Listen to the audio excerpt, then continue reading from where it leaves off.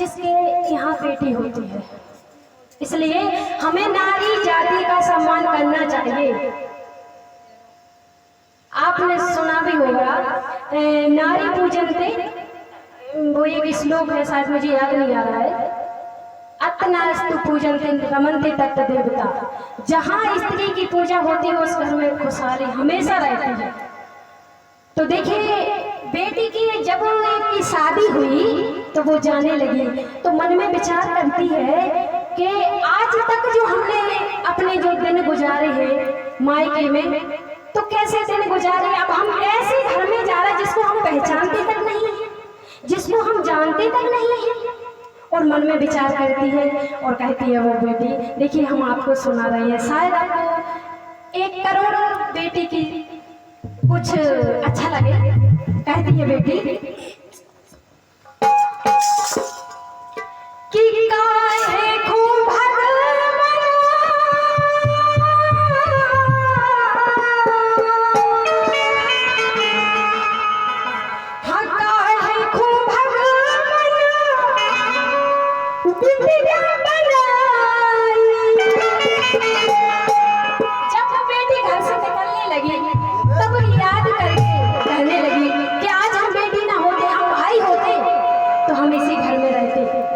हमें दूसरे घर में जाना नहीं पड़ता। तो कहती है कि चलाई कि बेटिया होते हैं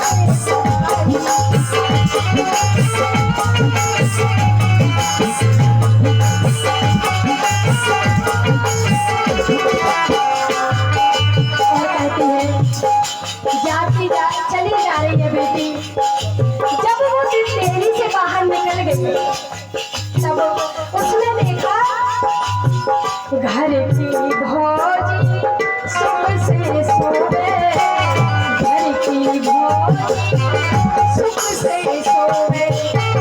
वो याद करती है, उसने देखा घर की भौजी सुख से सोए, बिटिया मोरी असुगन रोवे। जब उसने ये दृश्य देखा तो सोचने लगी, जब होते थोड़े नहीं मर जाते, जब होते थोड़े नहीं मर जाते,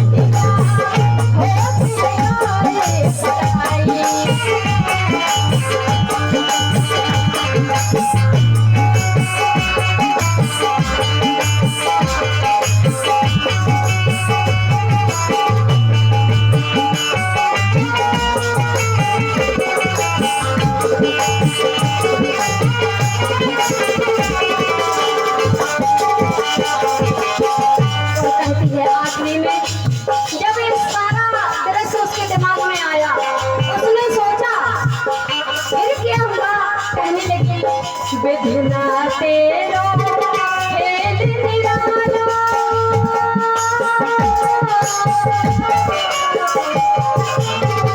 कहती है विधना तेरो खेल निरालो, करत पराओ जीने पालो। विधना तेरो खेल निरालो, जीने पालो बोल पराओ।